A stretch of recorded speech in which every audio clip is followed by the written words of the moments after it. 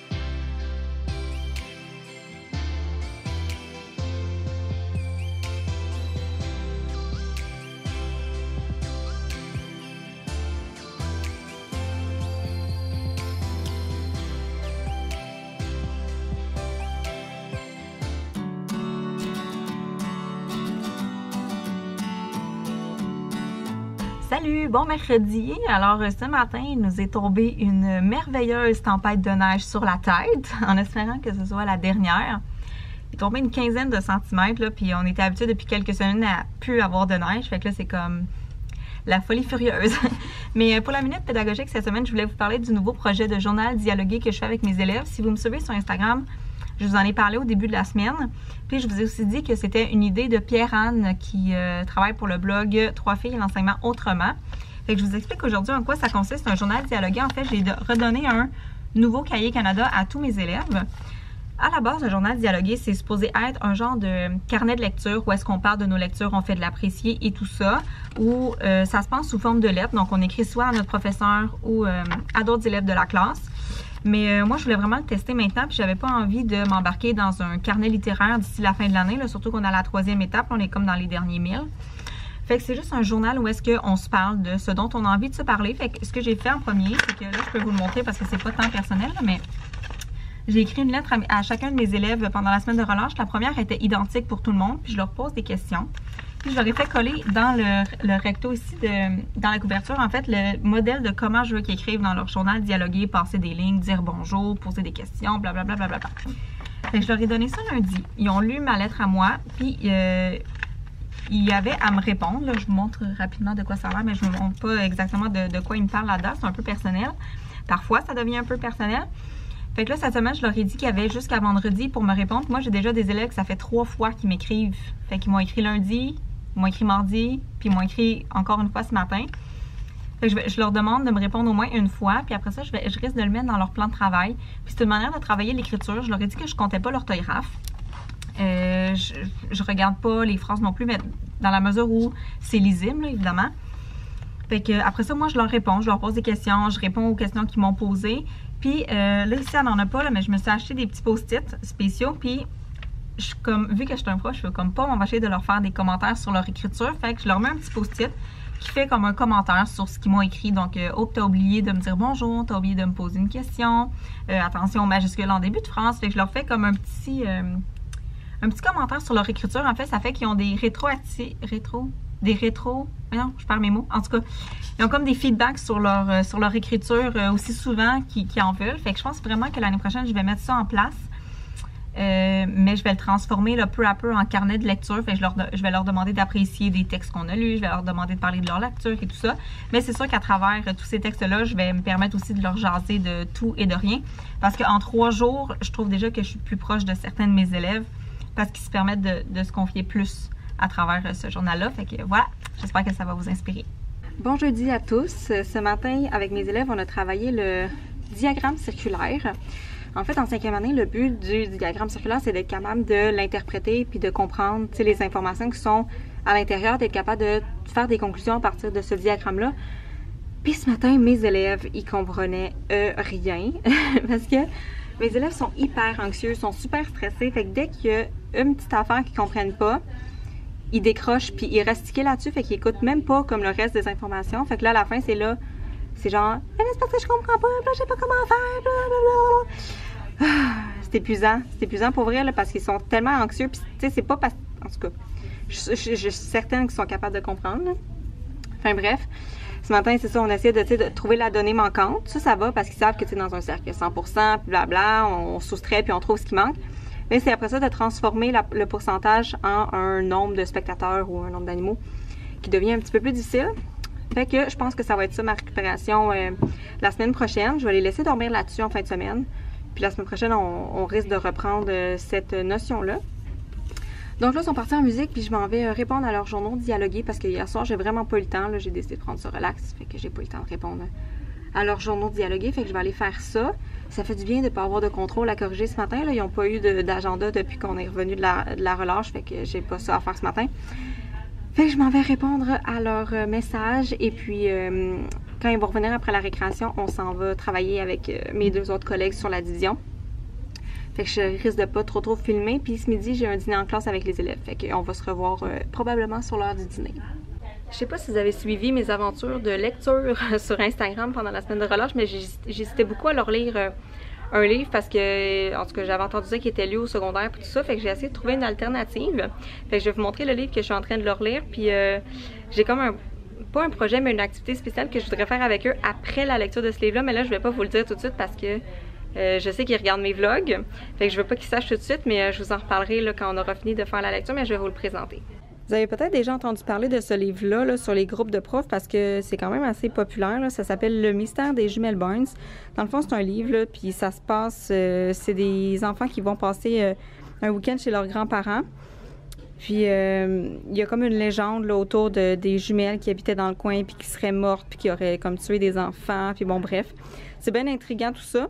Fait qu'on a juste lu quelques chapitres au début, là, mais déjà juste de lire la légende, ça les a comme attirés.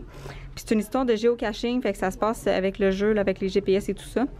Fait que, ouais, pour vrai, je vous le recommande vraiment. Là, je l'ai lu pendant la relâche, là, puis je l'ai trouvé vraiment le fun. Parce que 9 fois 3 donne 27. J'en ai 23. Oui. 7. 7 fois 3 amis donne 21. Donc, chaque ami va en recevoir 7. Je vais en avoir donné combien, vous m'avez dit? 21. Alors, Marie-France est en train de le faire. Regarde bien. Il en reste combien? 2. Est-ce que 2 dizaines telles qu'ils sont présentées présentement, tu es capable de les diviser en 3 amis? Non. Qu'est-ce que je dois faire? En quoi? En unité. Ça va en faire combien d'unités? La seule chose que tu es autorisé à faire pendant que je fais la lecture, c'est du dessin. Tu peux changer de place si tu veux t'approcher de moi pour bien entendre.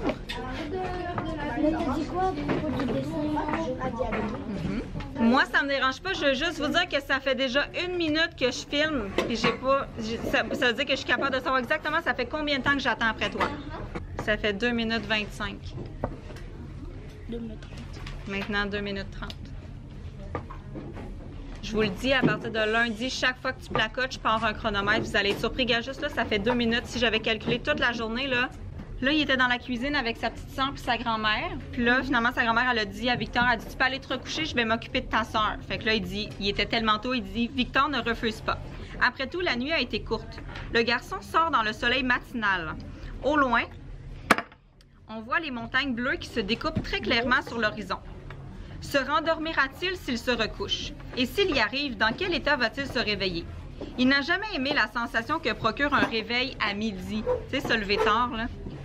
Le garçon enfourche le vélo et remonte lentement l'allée qui mène à la route de terre. Évidemment, ce serait plus drôle si Arnaud était là. Il pourrait faire la course et dire des âneries. Penser à son cousin lui rappelle le jeu de chasse au trésor dont il lui a parlé. Hein, c'est son cousin Arnaud qui a parlé du géocaching.